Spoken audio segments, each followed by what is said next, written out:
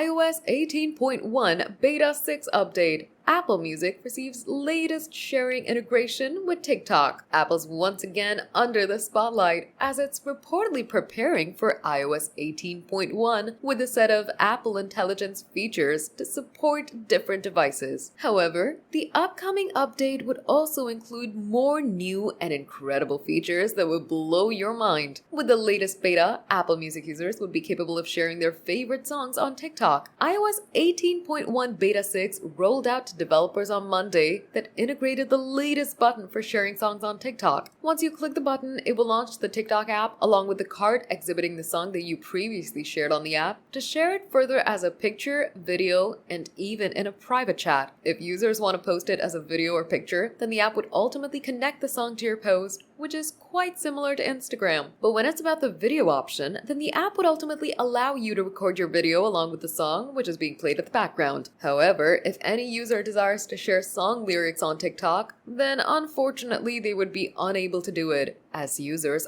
aren't allowed to share song lyrics on TikTok.